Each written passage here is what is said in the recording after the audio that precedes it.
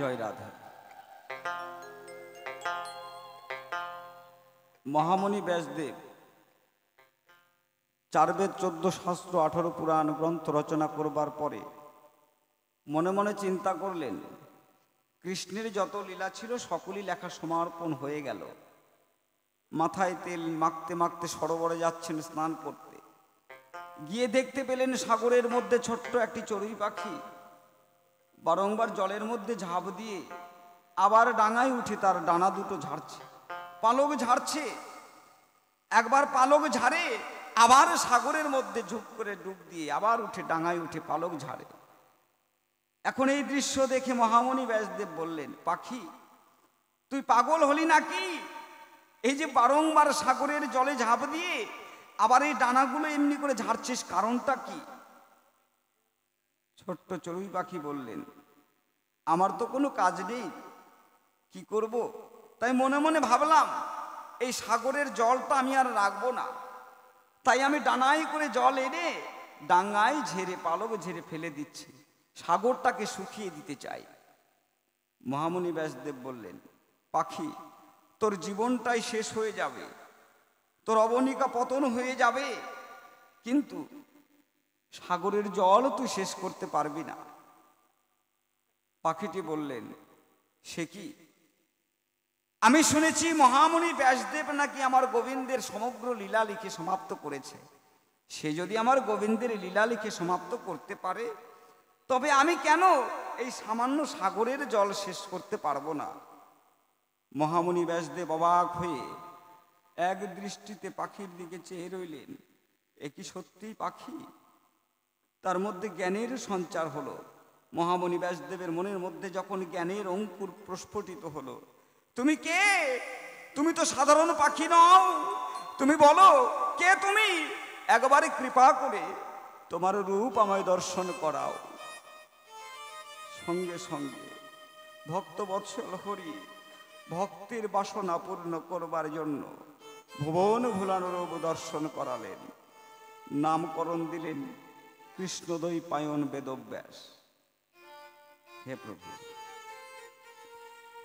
তাই বাবা, কৃষ্ণ নাম আমি কি জানি? তিনি যদি কৃপা করে কিছু বলান তবেই আমি বলি, তিনি যদি কিছু করায় তবেই আমি করি, তিনি চলালে আমি চলি। আমার বলতে কোনো ক্ষমতা, কোনো সাধ্য শক্তি আছে বলে মনে করি না।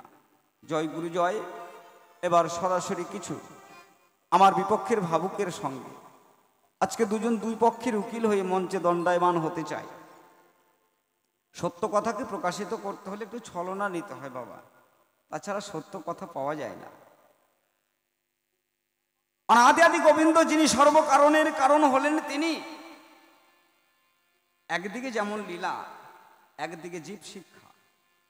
গোবিন্দ লীলা করেছেন, সেই লীলার মধ্যে থেকে যারা প্রকৃতই সুজন ব্যক্তি, তারা সেই লীলাকে কেন্দ্র করে তার মধ্যে থেকে সার অংশটা কি, যেটা গ্রহণ করে অধোগামী জীব যারা ঊর্ধ্বগামী হতে পারে তারা।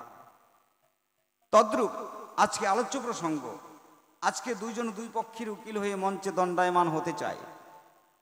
ঘটনাটা ওপার বাংলা, সেই বাংলাদেশ যশোহর জেলার খেতর ধামে। আপনাদের সকলের আছে জানা এই খেতরিয়ার ঘটনা। সেই খেতর ধামে যশোহর জেলায় কৃষ্ণচন্দ্র দত্ত, তার সহধর্মিণী যিনি পদ্মাবতী হলেন তিনি, তাদের ঘরে একটি মাত্র সন্তান আদর করে, যার নামটা রেখেছিল তার পিতা নারায়ণ চন্দ্র দত্ত। আদর করে পিতামাতা তাকে নরা বলে ডাকত। এই নরা নরা করে আদরে আদরে আদরে ছেলেটাকে ডাকত। কিন্তু সেই নরার একটা বন্ধু ছিল, সেই বন্ধুর বাবা আবার ওই জমিদার কৃষ্ণচন্দ্র দত্তের বাড়িতে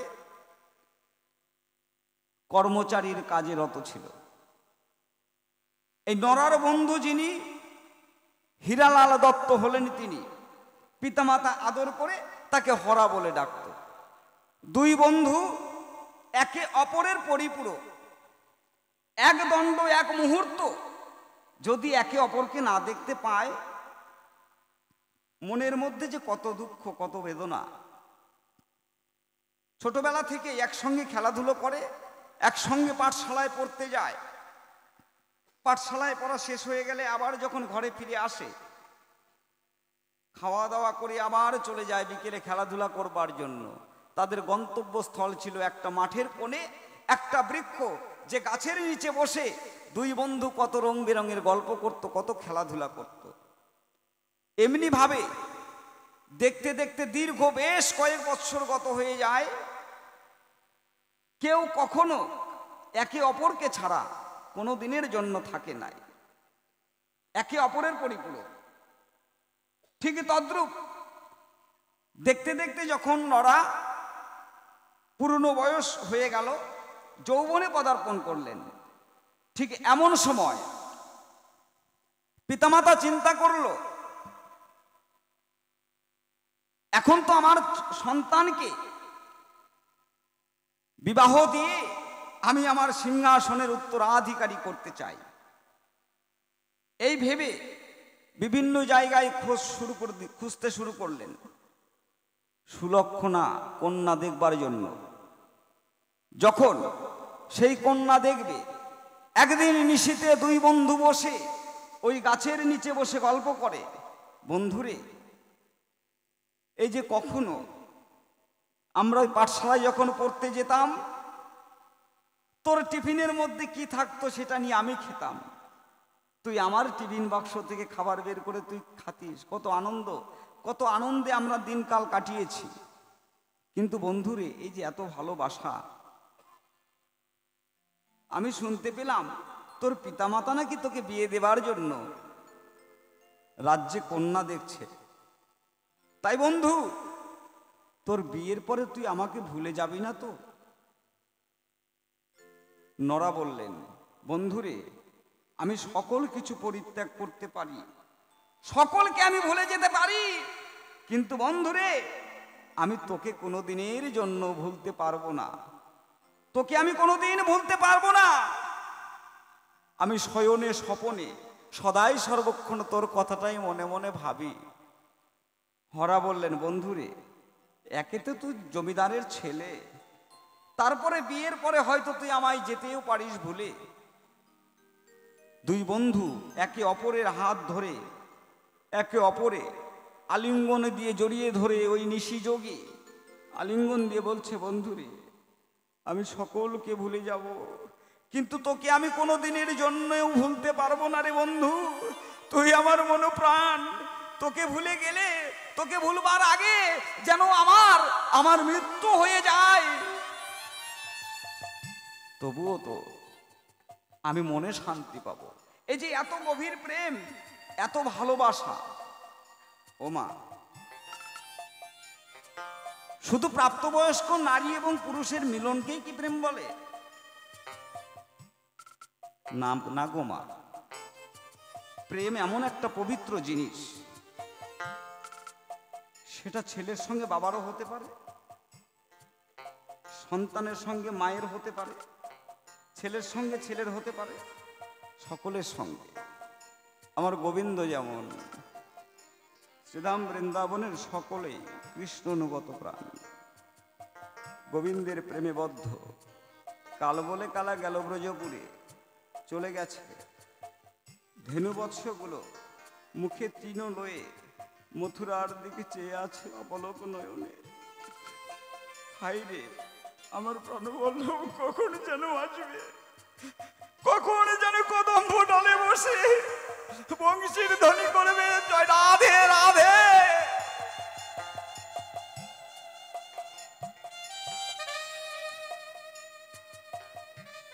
বৃন্দাবন আপনারা দেখবেন, মোবাইলের মধ্যে দেখা যায় ব্রজদর্শন। একজন ভক্ত বৃন্দাবন দর্শনে গেছে,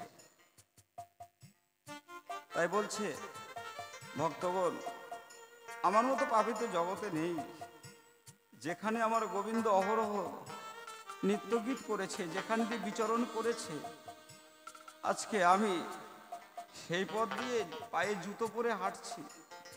আমার মতো অপরাধী তো জগতে কেউ নেই। আমি তো সরীসৃপ হতে পারিনি যে সর্প হয়ে আমি ব্রজধামে আমার বক্ষ দিয়ে আমি এগিয়ে গিয়ে গোবিন্দ রূপ দর্শন করাবো তোমাদের।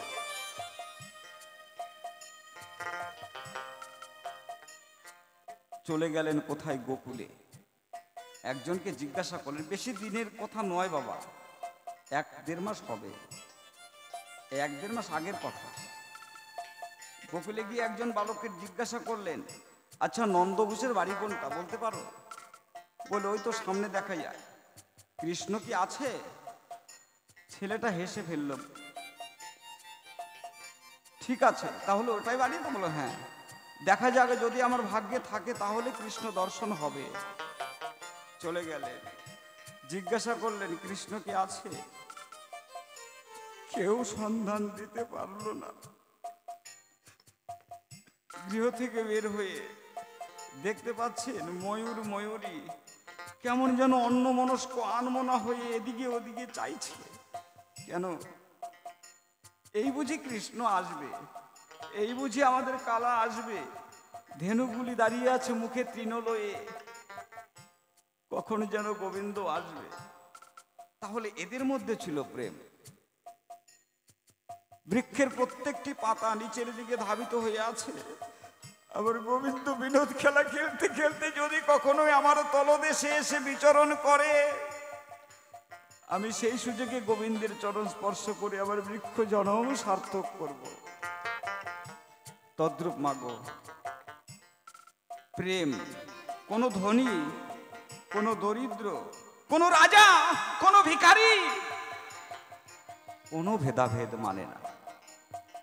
এমন একটা পবিত্র জিনিস। এই এতদিনের ভালোবাসা আমার সঙ্গে প্রতিশ্রুতি দিয়ে, এই দেখেন বাবা, আজকে সামনে আমার কয়েকজন মায়ের ঘরে আগুন লেগে গেছে।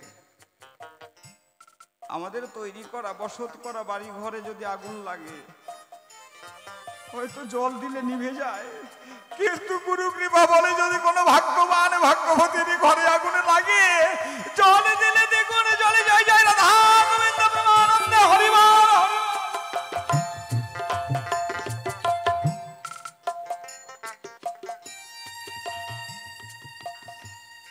বন্ধুরে, আজ দেখতে দেখতে নিশিটা যখন কেটে গেল, পরের দিন সকালবেলা কান্নার কলরবের ধ্বনি শুনতে পায়। এ কি হলো? আজ জমিদারের বাড়িতে কান্নাকাটি কেন? কি হয়েছে? কি দেখবার জন্য দৌড়ে যখন চলে গেলেন হরা, জমিদারের স্ত্রী এসে বলল, হরা রে, তুই কি আমার নরাকে দেখেছিস? হরা বলল, রানীমা, নরার সঙ্গে তো আমি নিশিতে গল্প করেছিলাম, কেন নরা বাড়িতে নেই? ওরে হরা, গত নিশি থেকে আজকে সারাদিন প্রায় গত হয়ে গেল, আমি তো আমার নরার খবর পেলাম না, কেউ তো নরার সন্ধান দিতে পারলো না, তবে নরা আমার গেল কোথায়? রানীমার এই কথা শুনে হরা আস্তে আস্তে সেই চলে গেল বৃক্ষতলে। সেদিন থেকে হরা সংসারেও কোনো কাজ করে না। সদাই সর্বক্ষণ বন্ধুর চিন্তা যখন মনে জাগে, ওই গাছের নিচে এসে বসে বন্ধুর জন্য দুই নয়নের জল ফেলে আর দীনবন্ধুকে জানায়, হে দীনবন্ধু, আজকে নরা আমার যদি বন্ধু হয়, তুমি হবে বিশ্ব জগতের দীনবন্ধু। হে বন্ধু, তুমি আমার পরম বন্ধু হয়ে আমার বন্ধুকে এনে দাও। এইখান থেকে আজকের আলোচনা প্রসঙ্গ শুরু। জয় গুরু জয়। বন্ধু বিয়োগে হরা গিয়ে কাঁদে সদাই ওই না গাছতলায়,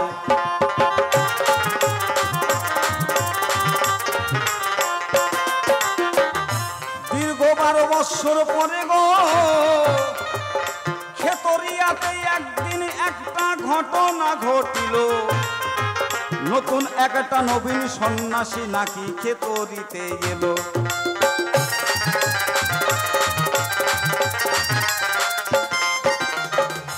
দলবদ্ধ হয়ে সকলে পথে রওনা দিল, তাই এই দৃশ্যটি দেখতে পেল ওই নাহরায়।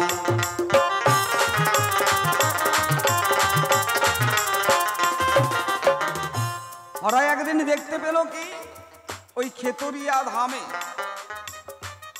হাজার হাজার মানুষ, সেখানে কোনো জাতির বিচার নেই, কিবা হিন্দু, কিবা খ্রিস্টান, কিবা বৌদ্ধ, কিবা মুসলমান, কিবা জৈন। সাধু দর্শনে সকল নারীগণ পুরুষগণ গমন করে, তাই তাই দেখিয়া হরা গিয়ে মিনতি জানাই।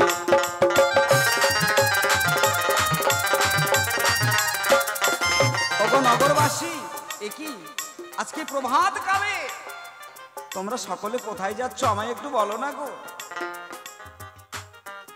সকলে বললেন, কেন নরা তুমি জানো না, আমাদের কেতর ধামে নতুন একজন নবীন সন্ন্যাসী এসেছে। শুনেছি আহা অপরূপ তার রূপ লাবণ্য, তার অঙ্গ দিয়ে জ্যোতি প্রকাশ পায়, যাকে দেখলে মনের মধ্যে ভক্তির সঞ্চার হয়। মনে আছে ভাবো, আমরা আজ সকলেই সেই সাধু দর্শনে যাব, তুমি যাবে নাকি? এই শুনিয়া হরা তখন করল না আর দেরি, সন্ন্যাসীকে দেখার জন্য পথে রওনা ধরি।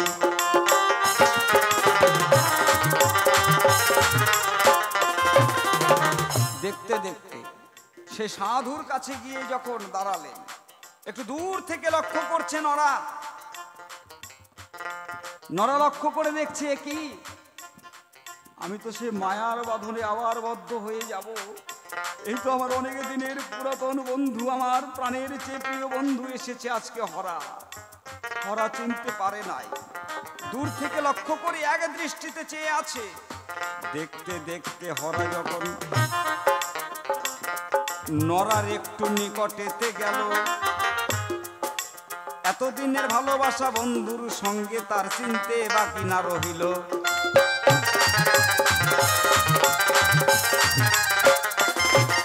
এখন হরা ভাবলো, তাই এই সকল মানবগণে এত মানুষের মধ্যে আমি যদি বন্ধুর সঙ্গে কথা বলি কেমন হয়? একটু দূরে নিয়ে গিয়ে জিজ্ঞাসা করলেন, আচ্ছা তুমি কি সেই নরা? হরার কথা শুনে নরা বলে, বন্ধুরে, আগে আমি নরা ছিলাম, মিথ্যা কথা নয়। এখন গুরুর দেওয়া নতুন নাম পেয়েছি, গুরুদেব আমায় হরা বলে কয়।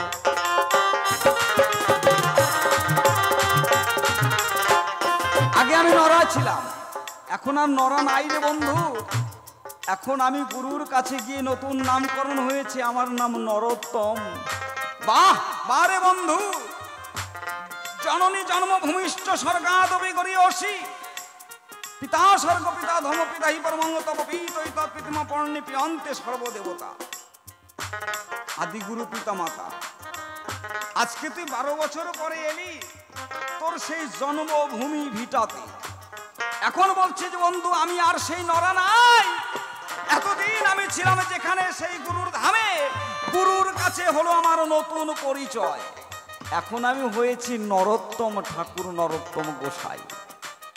বা বন্ধু, তোর কাছে আমার জানার কৌতূহল, তুই এক নিমিষের মধ্যে এতদিনের গভীর ভালোবাসা তুই বিচ্ছেদ করে দিয়ে আজ 12 বছর পরে তুই যদিও ফিরে এলি, তোর পিতা মাতার দেওয়া নামকে তুই বাদ দিয়ে নতুন নাম গ্রহণ করলি।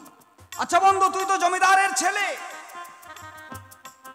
জমিদারের ছেলে, তোর রাজ আবরণ তোর অঙ্গে বেশ ভূষণটা শোভা পায়। জমিদারের আবরণ ত্যাগ করে একই নতুন বেশ দেখি বারে পাই। এই মালা তিলক আসলা ঝোলা পেলি তুই কোথায়? হরিবল হরিবল হরিবল হরিবল।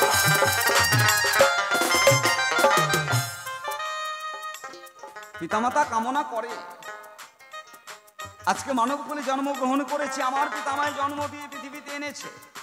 আমার পিতা যখন বৃদ্ধা হয়ে যাবে পিতামাতা, তখন আমি তাদের লালন পালন করব, আমি তাদের ভরণ পোষণের দায়িত্ব নেব।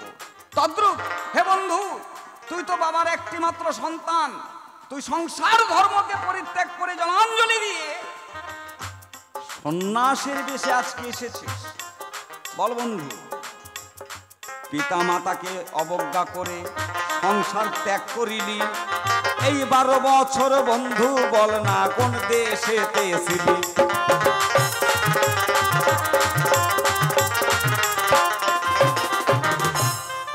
এই 12টা বছর, একটা দুইটা দিন, একটা দুইটা মাস নয়।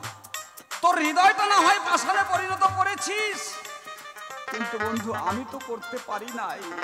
আমি এই 12 বছর, দীর্ঘ 12টি বছর কিবা দিন কিবা নিয়েছি, সদাই সর্বক্ষণ তোর জন্য কত কেঁদেছি, কত মানুষের কাছে জিজ্ঞাসা করেছি কোথায় আমার বন্ধু নরা, তোমরা কি কেউ বলতে পারো? কেউ সে সন্ধান দেয়নি। আজ 12 বছর পরে এলি, 12 বছর তুই কোথায় ছিলি? যদিও 12 বছর পরে এলি, তোর এই বেশভূষণটা কেন? এই বেশভূষণটা তোকে কে দিল? এবং তোর পিতা মাতাকে তুই ত্যাগ করলি কেন? এই জবাবটা বন্ধু কৃপা করে একবার দেন। তোমার কাছে প্রথমবারে আমার এই কিঞ্চিত আয়োজন, এবার সভায় উঠে আসবে আমার বন্ধু প্রাণধন। তবে প্রথমবারে বেশি কথাই আমি আর বলবো না, আমি সংক্ষেপে ছেড়ে দিব আমার কাব্য আলোচনা। আমি প্রথমবারে একা একা যদি বলি বেশি, হয়তো বেশি বললে বন্ধু আবার করতে পারে দোষী, তাই দোষাদোষীর কারবার মোটেই আমার কাছে নাই, আমি সেই কারণে অল্পে অল্পে ইতি দিতে চাই। যাতে চলে বেশি বলে নাই গো প্রয়োজন, আমার মতোই আমার ভাব করি সমর্পণ। কথা পৃষ্ঠে কথা বললে কথা বেড়ে যায়, অল্পের মধ্যে ছেড়ে দিব আর বলার দরকার নাই। সবার মাঝে আছেন যত বৈষ্ণব গোসাই, আমি সকলের ওই শ্রীপাদ পদে প্রণতি জানাই। এই অবধি করিখান্ত অমৃত লহরি, জয় জয় শ্রী গুরু প্রেমানন্দে বলুন হরি হরি হরি বল হরি বল।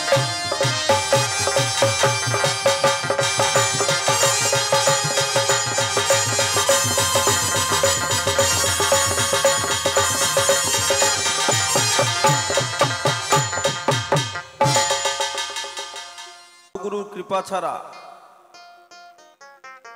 সেই ভজন সাধন কিছুই সম্ভব নয়। আমার হইতে আমার নাম বড়, নাম হইতে আমার ভক্ত বড়, ভক্ত হইতে ভক্তের চরণধুলি বড়। তাই সাধুগুরু বৈষ্ণবের চরণধুলি আমার নয়নে জলের গুলি, ললাটে আখি তিলকের কলি, মনে আছে আকিঞ্চন। সাধুগুরু বৈষ্ণবের কৃপা হলে জড়তা আমার যাবে চলে, তবেই গাইতে পারি বাউল কীর্তন।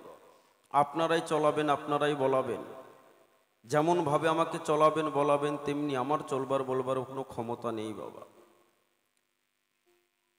গুরু মোর তরণী সেন মহন্ত, গুরুর চরণে প্রণাম জানাই শত শত, তিনি একজন ভাবের মহাজন। গুরু তুমি আমার কথা ধরো, এসে আমার হৃদয়টাই নবদ্বীপ গড়, তোমার কীর্তন তুমি করো, প্রেম সুধা করো বরিশন। তুমি আমার কথা নিবা আজকে আসরে, তুমি আমার হবা, আমার হয়ে আমার মুখে কথা কবা, এই রইল আমার আত্মনিবেদন। যে 3 দিন ব্যাপী বাউল গানের আয়োজন করেছিলেন আস্থার শেষ বা বিদায় রজনী, এই যে মিলন মেলা, জাতির মিলন, ধর্মের মিলন, বর্ণের মিলন, এক বন্ধু আর এক বন্ধুর মিলন, আত্মীয় স্বজন পাড়াপড়শি সকলের মিলন, এই যে মহামিলন মেলার আয়োজন করেছিলেন আমার কমিটি দাদা ভাইরা, কালকে সকালবেলা হলে পরেই নিশিগত হয়ে গেলেই এই মিলন মেলা ভেঙে যাবে। আবার 1 বৎসর বাদে কত আশায় বুক বাঁধে। যে বাবা যে বাবার পাশে বসে, যে মা যে মার পাশে বসে গান শুনছেন, 1 বৎসর ঘুরে আসতে আসতে এর মধ্যে থেকে আবার কে চলে যাবে, কে থাকবে, তার কোনো গ্যারেন্টি নেই বাবা। পৃথিবীতে আসার যাওয়া, ভাঙার গড়া।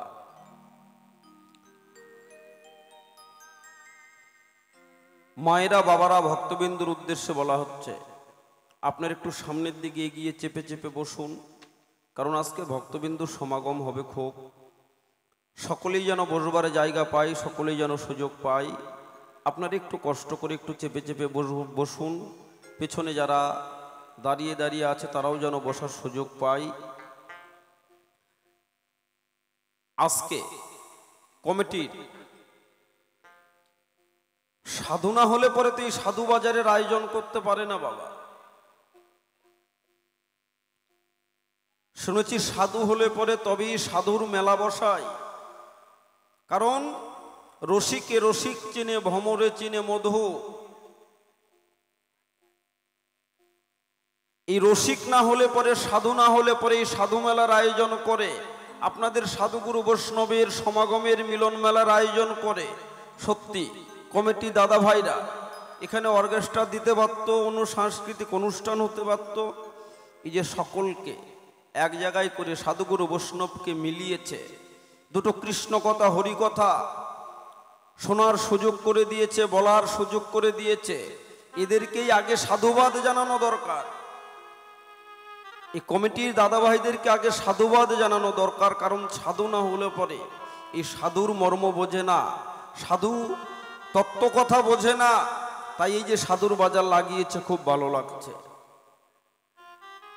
আপনারা সকলেই মিলে কমিটিকে একটু আশীর্বাদ করবেন, কারণ আপনাদের আশীর্বাদের উপরেই, শুধু টাকা পয়সা দিলে পরে হয় না বাবা, আশীর্বাদটা সব থেকে বড়। আপনারা সকলেই আশীর্বাদ করবেন, আমি না আসতে পারি, কমিটি দাদা ভাইরা যেন অনুষ্ঠানটা আরো বৃহৎ থেকে বৃহৎ আকার করতে পারে। আপনাদের আশীর্বাদেই সেইটা সম্ভব। আরো যেন বড় বড় শিল্পী এসে, নামি দামি শিল্পী এসে এই মঞ্চে যেন গান পরিবেশন করতে পারে, আপনারা যেন শুনতে পারেন। প্রত্যেক বৎসর যেন এই অনুষ্ঠানটা ধরে রাখতে পারে, এই কামনা, দীর্ঘায়ু কামনা করি। আপনারা সকলেই করবেন, সেইটা না। কলিযুগে সনাতনকে গৌর হরি বলেছিলেন চৈতন্য চরিতামৃতে, জীবে দয়া নামে রুচি বৈষ্ণবের সেবন, তিন বিনা ধর্ম নাই শোনো সনাতন। কলিযুগের একমাত্র ধর্ম হচ্ছে জীবের প্রতি দয়া, নামের প্রতি রুচি, আর সেবাই হলো একমাত্র পরম ধর্ম। তুমি যা কিছু করো না কেন, ভক্তিযুক্ত মনে যদি কাউকে শুদ্ধ চারে, শুদ্ধভাবে যদি সেবা দিতে পারো, এই সেবাতে জীবের পাপ খণ্ডন হয়ে যায়। যেটা করেছিল দ্রৌপদী, পঞ্চপাণ্ডবেরা মনে তৃপ্তি পাচ্ছে না, সখা আত্মীয় স্বজন দিকের বধ করে মনে হয় আমাদের পাপ হয়েছে, কেন যেন ত্রিতাব জ্বালাই দগ্ধীভূত হচ্ছি। সখা আমার কথা নাও, কেমন করে এই পাপ থেকে, ত্রিতাব জ্বালা থেকে মুক্তি পাবো বলে দাও। তাহলে পাপ যখন হয়েছে, পাপ থেকে পেতে হলে মা বৈষ্ণব সেবার আয়োজন করো। আপনারা সকলেই শুনেছেন, সেই মুচিরাম এসে সেবা করলেন। দ্রৌপদী সামান্য একটু মনে কিঞ্চিত একটু দাগ ছিল, বৈষ্ণবের সেবা হলো না, স্বর্গে ঘন্টা বাজলো না, পুনর্বার আবার রন্ধন করা হলো।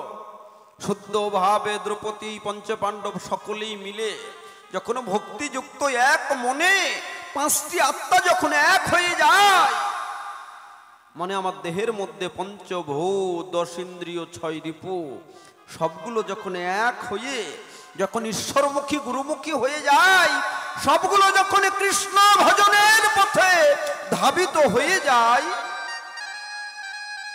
এমন ভাবে যদি কেউ বৈষ্ণবের সেবা দিতে পারে, তবেই সেই সেবার ফল পায়। কমিটির বাবারাও আজকে আমার নরনারায়ণ ভক্তবিন্দুর সেবার আয়োজন করেছে। তাদের ক্ষুদ্র ভাণ্ডারে যে সেবার আয়োজন করা হয়েছে আপনাদের জন্য, আপনারা সকলেই প্রসাদ নেবেন, সকলেই প্রসাদ পাবেন। কমিটিকে কৃতার্থ করবেন প্রসাদ নিয়ে। আপনাদের জন্যেই সবার দরজায় গিয়ে ভিক্ষে করে নিয়ে আপনাদের জন্য যে প্রসাদের ব্যবস্থা করেছে, আপনাদের সকলের নিমন্ত্রণ রইল, আপনারা প্রসাদ নেবেন। আর কমিটির আর একটা মহান উদ্যোগ আমাকে খুব ভালো লেগেছে, সেইটা হলো আমাদের এই বাউল গানের পরে সেই কিছুক্ষণ সময় আপনাদের কাছ থেকে নিয়ে সেই অনুষ্ঠান পর্বটি শুরু হবে। সেইটা হলো যে ছেলে মেয়েগুলো পরীক্ষায় ফার্স্ট, সেকেন্ড, থার্ড হয়েছে, এই যে কমিটির উদ্যোগ, কমিটির ছেলেদের খুব ভালো লেগেছে আমাকে এইটা। সেইটা কি, তাদেরকে মনে যে উৎসাহ দেওয়া, শুধু প্রাইজটা বড় কথা নয় বাবা, এইটা বড় কথা নয়, তাদেরকে যে সম্মান জানানো হচ্ছে, তাদের মনে যে উৎসাহ জাগানো হচ্ছে, শুধু এরাই নয়, আগামী প্রজন্মে সকলেই যেন একজন ভালো বিদ্যার্থী হয়, যেন ভালো পড়াশোনা করতে পারে, পড়াশোনা করে যেন মানুষের মতো মানুষ হতে পারে, মানুষ গড়তে পারে। কারণ শিক্ষকেরাই হলেন মানুষ গড়ার কারিগর, এরাই হলো জাতির মেরুদণ্ড। কাজেই এই যে ছাত্রদেরকে সম্মান করা হচ্ছে, তাদেরকে পুরস্কার দেওয়া হবে, শুধু যারা হয়েছে তাদের নয়, আগামীতে যারা হবে তাদেরকেও দেওয়া হবে, উৎসাহ দেওয়া হচ্ছে। আমি চাই সকলেই মন দিয়ে ভালো করে পড়াশোনা করবে। সব বিদ্যার ভাগ নেওয়া যায় বাবা, সব জিনিসের ভাগ নেওয়া যায়, সম্পত্তির ভাগ, সব কিছুর ভাগ নেওয়া যায়, কিন্তু যেইটা বিদ্যা, যে লেখাপড়া, আমি যেটা করেছি এইটার ভাগ সারা জনম শত চেষ্টা করলেও কেউ নিতে পারবে না। তাই সকলেই মন দিয়ে লেখাপড়া করবে। খুব ভালো লাগছে কমিটির এই মহান উদ্যোগ। এরা যেন এইভাবেই সমাজের সমাজ কল্যাণমূলক কাজে এগিয়ে আসতে পারে, এই কামনা রেখে শুরু করি আজকের আলোচনার বিষয় পর্ব। আজকে বাউলের গান, সেইটা হলো বাংলাদেশ পূর্ব বাংলা অর্থাৎ যশোর জেলার খেতুর গ্রামের সেই বিখ্যাত জমিদার কৃষ্ণচন্দ্র দত্ত, তার একমাত্র ছেলে নাম হলো তার নারায়ণ দত্ত, আর তার বাড়িতে রাখালের কাজ করত, তার নাম হলো হীরালাল। ও বাবা, তাদের এমনই একটা জোড়া ছিল, দুই বন্ধুর মধ্যে এত মিল, দুই বন্ধুর মধ্যে আত্মায় আত্মার মিল। যেমন দেহ থেকে আত্মা বেরিয়ে গেলে দেহর কোনো আর চারানা পয়সা মূল্য রয় না, তেমনি ওই দুই বন্ধুর মধ্যে এত মাখামাখি আত্মীয়তা ভাব, এক বন্ধু আর এক বন্ধুকে না দেখলে থাকতে পারে না। এক বন্ধুকে খেতে দিলে পরে আর এক বন্ধুর মুখে না দেওয়া পর্যন্ত ওই বন্ধু খায় না। এই যে দুইজনের মধ্যে এত মাখামাখি প্রেম, দুইজনের মধ্যে একটি এমনই অন্তরঙ্গ জোড়া, পাড়ার বুড়ো বুড়িরা শখ করে নাম রাখলো, তাদের একজনের নাম নরা আর একজনের নাম হরা।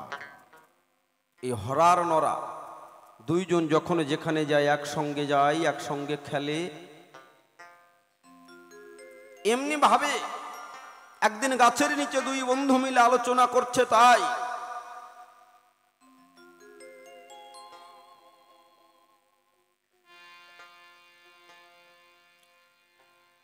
হরা ডেকে ডেকে বলছে নরাকে, বন্ধু রে, তোর যে বড় আনন্দের বিষয় রে বন্ধু। কেন রে বন্ধু, হঠাৎ করে তুই আমার মধ্যে আনন্দ দেখলি কোথায়? বন্ধু, তোর বাবা না তোর জন্য বিয়ের ব্যবস্থা করেছে, তোর জন্য পাত্রী দেখা হচ্ছে, তোর তো আনন্দের বিষয় রে বন্ধু। নরা বলছে, না রে বন্ধু, আমি বিয়ে করব না।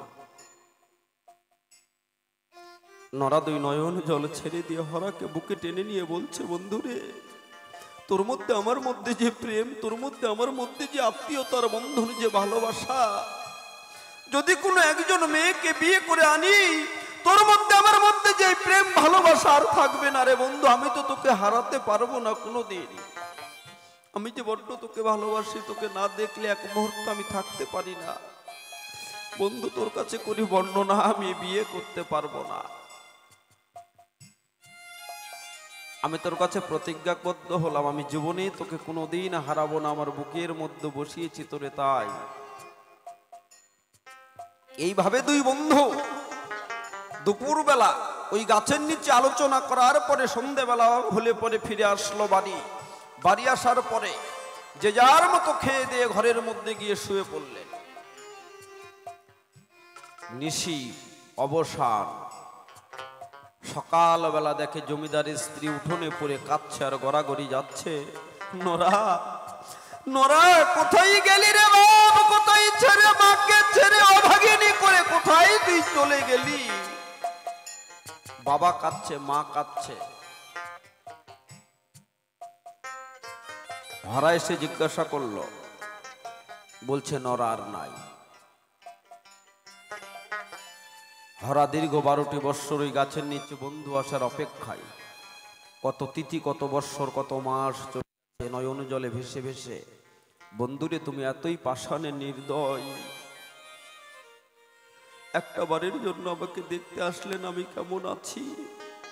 তুমি তো বলেছিলে কোনোদিন আমাকে ছাড়বে না। আজকে 12টি বৎসর হতে চললো, দেখতে দেখতে একটা দিন তুমি এসে আমার খোঁজ নিলে না। এই তোমার প্রতিজ্ঞা, এই তোমার বন্ধুত্ব, এই তোমার ভালোবাসা। দীর্ঘ 12 বৎসর পরে নবীন সন্ন্যাসী আসলেন গ্রামের ভিতরে। বুড়ো বুড়ি ছোড়াছড়ি দল বেঁধে দেখতে যাই, নরাও সেখানে গেল। দূর থেকে দেখে মনে চেনা চেনা লাগে। কে এই নবীন সন্ন্যাসী? কেন যেন দেখে আমার মনের মধ্যে তোলপাড় করছে, কেন আমার বুকের মধ্যে আনচান করছে। কে এই সন্ন্যাসী? মনে হয় কত জন্মের আমার পরিচয়। এক পা দুপা করে এগিয়ে গিয়ে দেখলো এই বন্ধু আর কি সন্ন্যাসী আর কেউ নয়, তারই নরা, সেই বন্ধু, বাল্য বন্ধু। জিজ্ঞাসা করছে এই জায়গা থেকে, বন্ধুরে যেই দিন রাত্রিবেলা দুপুরবেলা তোর সঙ্গে আমার কথাবার্তা হলো, তোর বাবা তোর জন্য বিয়ের ব্যবস্থা করেছে, কেন সেই রাত্রিবেলায় তুই নিরুদ্দেশ হয়ে গেলি কেন? দেখতে দেখতে 12টি বৎসর হয়ে গেছে। 12 বৎসর পরে ছেড়ে দিয়ে তুই রাস ঐশ্বর্য হয়েছিস পূর্ণ ব্রহ্মের ব্রহ্মচর্য। স্কন্ধে নিয়ে ভিক্ষার ঝুলি, মুখে হরি নামের বলি। বন্ধুরে কি বেশ তোর আমি অঙ্গে দেখতে পাই, তুই একজন জমিদারের ছেলে। সমস্ত ঐশ্বর্য ভুলে কাঙ্গাল হয়ে ভিখারি হয়ে পথে নামলি কেন?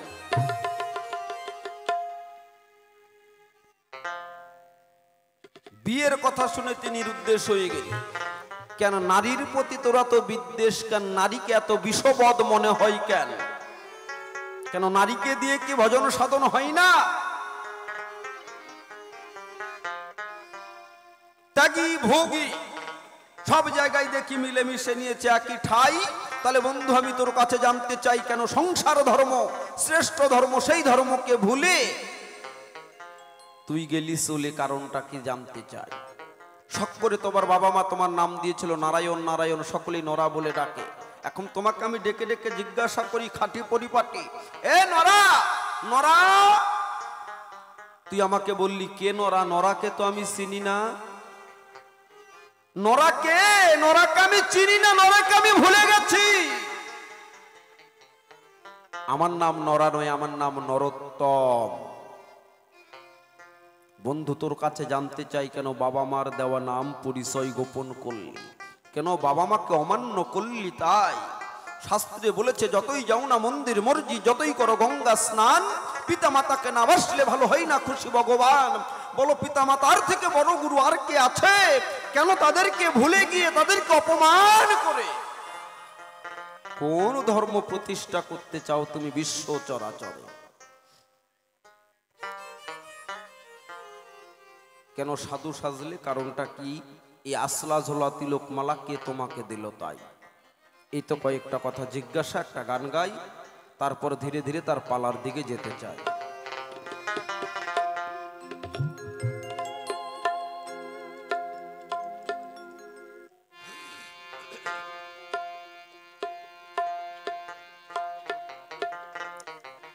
ওরে মাটির দেহ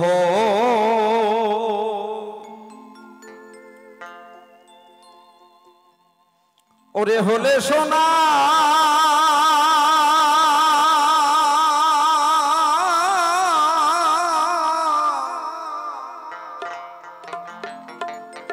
ওরে মন আমার নীলে গুরু, গুরুর উপাসনা।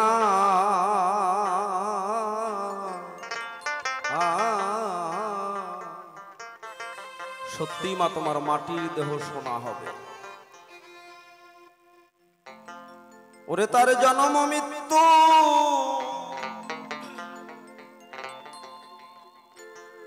ওরে হবে বাবা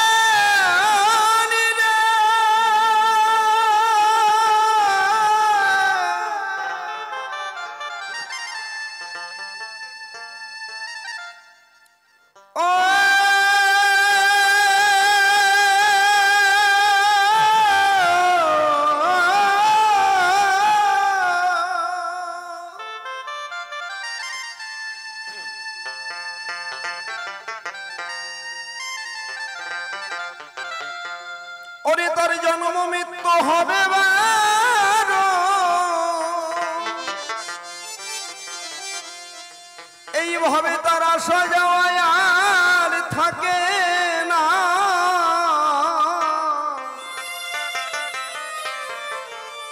হরে মন নীলে গুরু গুরুর উপাসনা,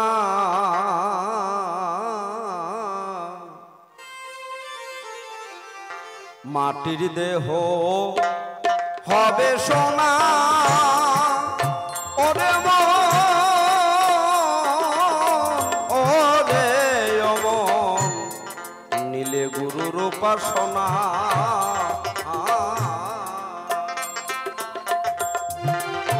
ওরে তার আসা যাওয়া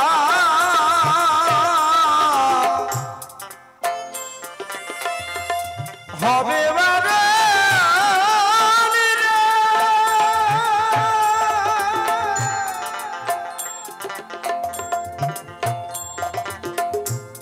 মনরে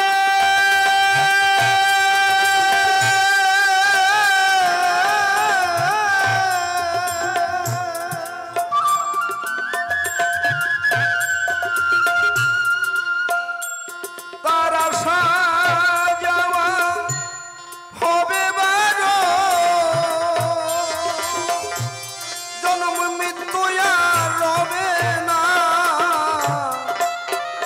হারে নীলে গুরু উপাসনা,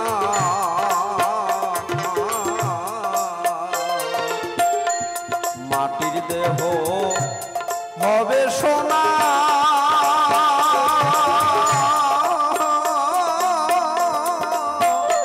ওরে নীলে গুরু উপাসনা। জয় জয় সাধু গুরু বৈষ্ণব গোসাই প্রেমানন্দে হরিবল হরিবল হরিবল।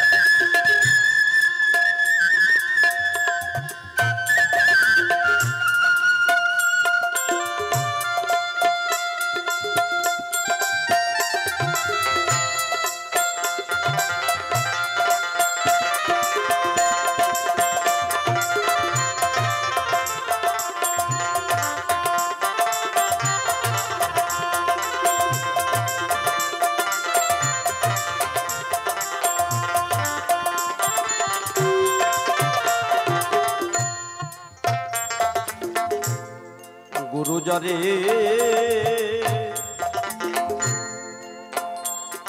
কৃপা করে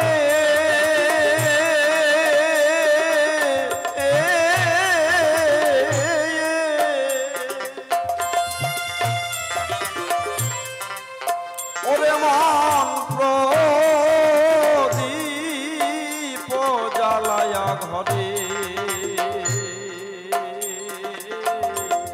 শিখাই তারে অসাধ্য সাধনা।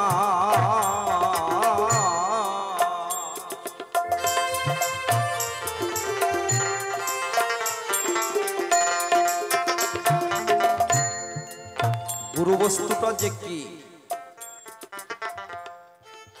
যে একবার গুরু বস্তুকে চিনে নাই তার জীবনটাই তো বৃথা। শুধু এই গুরু নয়, মানুষ রূপী গুরু, আর মানুষ রূপী গুরুর মধ্যেই আছে পরমাত্মা গুরু।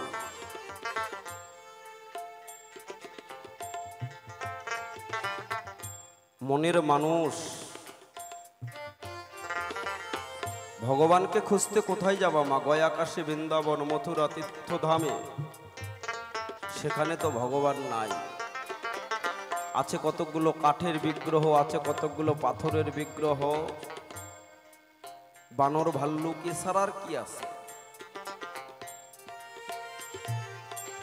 ভগবান আছে আমার হৃদ মন্দিরে। দুয়ার দেওয়া ঘরের পাশে আছে তোর প্রাণের দেবতা। একদিন ভুল করে দিস নাই, দুয়ার খুলে তার সনে বলিস নাই কথা। তার প্রাণে দিয়েছিস কত ব্যথা, অভিমান নাই তবু তার মনে। সদা সর্বক্ষণ ভগবান। গুরু যখন তোমার দেহের মধ্যে জ্ঞানের অঞ্জন দিবে, দেহের মধ্যে যখন প্রদীপ জ্বালিয়ে দেবে, তার আগে যে ভগবান কৃপা করতে পারবে না মা। কারণ দেহটা নোংরা, ময়লা, মাটিতে ভরে আছে। ভাঙ্গা ঘরে টিকে কি মন তোর রসের মানুষ, আর তোর ঘর হয়েছে অনাচার। ভাঙ্গা ঘরে টিকবে কি তোর রসের মানুষ আর।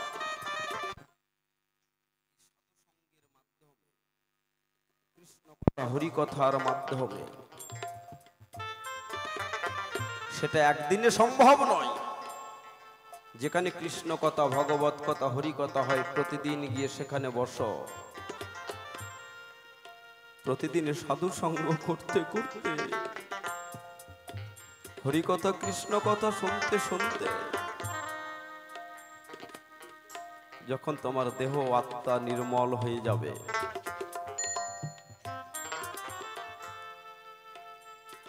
সাধুর চরণধুলি পেয়ে তোমার দেহের পাপ তাপ ময়লা মাটি সবকিছু যখন দূরীভূত হয়ে যাবে,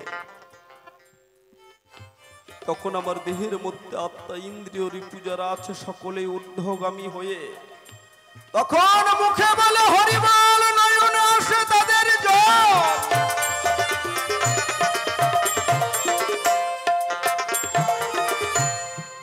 তাছাড়া সম্ভব নয়। ওরে গুরু যারে কৃপা করে,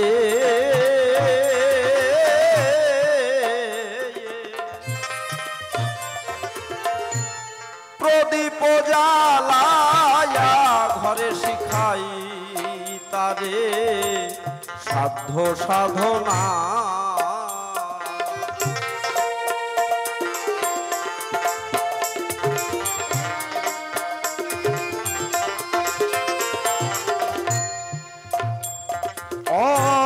সাধ্য সাধন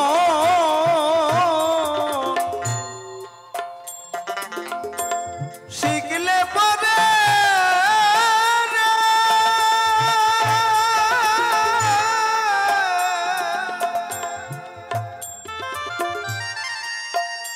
মনুয়া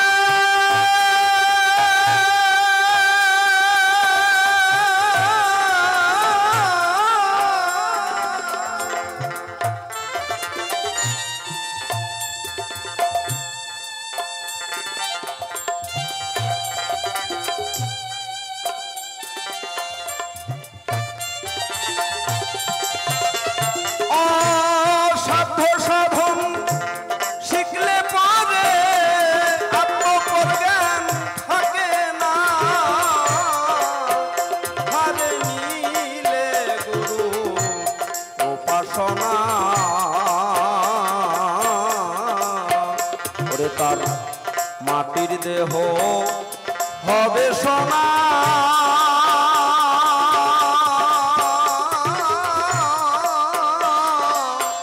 হারে নীলে গুরু উপাসনা।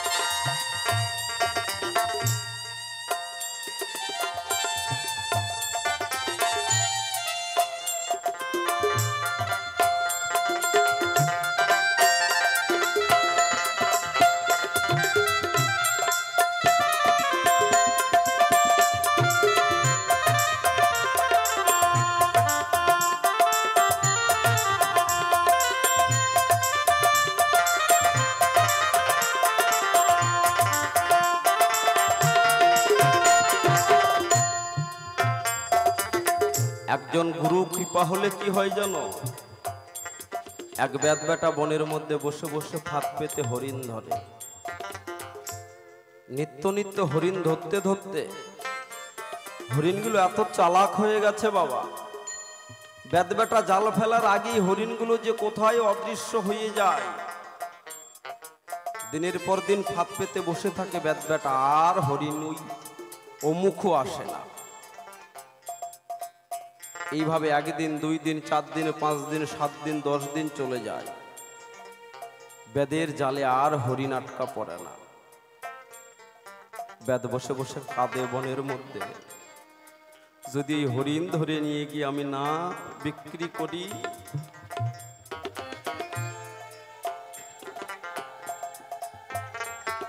যদি এই হরিণ আমি না বিক্রয় করি, আমার ছেলে মেয়ে যে না খেয়ে পেয়ে মারা যাবে।